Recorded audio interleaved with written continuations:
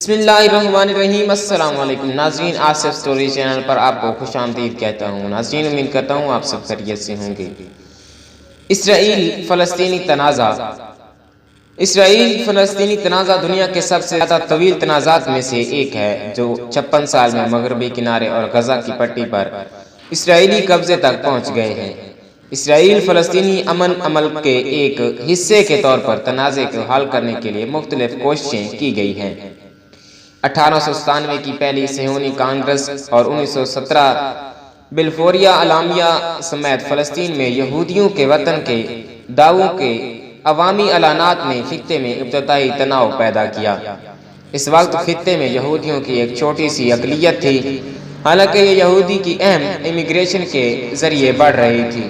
فلسطین کے لیے مینڈیٹ کے نفاذ کے بعد، جس میں برطانوی حکومت پر فلسطین میں یہودیوں کے لیے ایک قومی گھر کے قیام کے لیے ایک لازمی ذمہ داری شامل تھی، یہ کشیدگی یہودیوں اور عربوں کے درمیان میں فرقہ وارانہ تصادم میں بدل گئی۔ ابتدائی تنازع کو حل کرنے کی کوششوں کا اختتام 1947 کے اقوام متحدہ کی تقسیم کے منصوبے برائے فلسطین اور 1947 سے 1949 کی فلسطین جنگ میں ہوا، جس سے وسیع تر عرب اسرائیل تنازع کا آغاز ہوا۔ 1967 کی 6 روزہ جنگ میں فلسطینی علاقوں پر اسرائیلی فوجی قبضے کے بعد موجودہ اسرائیل فلسطینی جمہوریت کا آغاز ہوا۔ طویل مدتی امن عمل کے باوجود اسرائیل اور فلسطینی کسی حتمی امن معاہدے تک پہنچنے میں ناکام رہے۔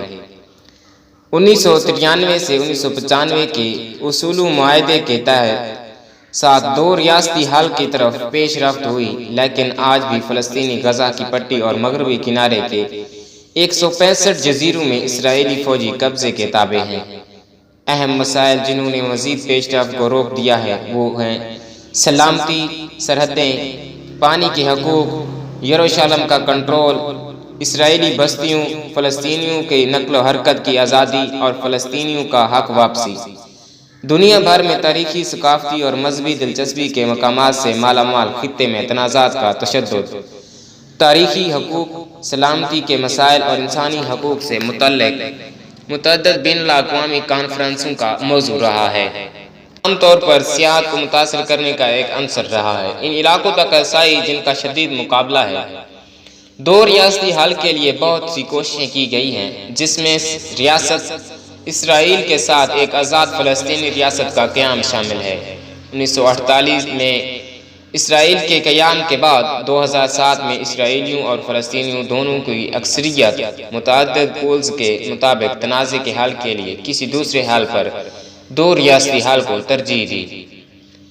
اسرائیلی اور فلسطینی معاشرے کے اندر تنازع مختلف نظریات اور آراء کو جنم دیتا ہے۔ یہ ان کی گہری تقسیم کو اجاگر کرتا ہے، جو نہ صرف اسرائیلیوں اور فلسطینیوں کے درمیان موجود ہے بلکہ ہر معاشرے کے اندر بھی موجود ہے۔ تصادم کا ایک خاص نشان تشدد کی سطح ہے، جو عملی طور پر اس کی پوری مدت تک دیکھی گئی ہے۔ لڑائی باقاعدہ فوجیوں، نیم فوجیوں گروپوں، دہشت گردی کے خلیوں اور افراد کے ذریعے کی جاتی ہے۔ جانی نقصان صرف فوج تک ہی محدود نہیں رہا، دونوں طرف سے بڑی تعداد میں شہری ہلاکتیں ہوئیں۔ اس تنازع میں نمایاں بین الاقوامی اداکار ملوث ہیں۔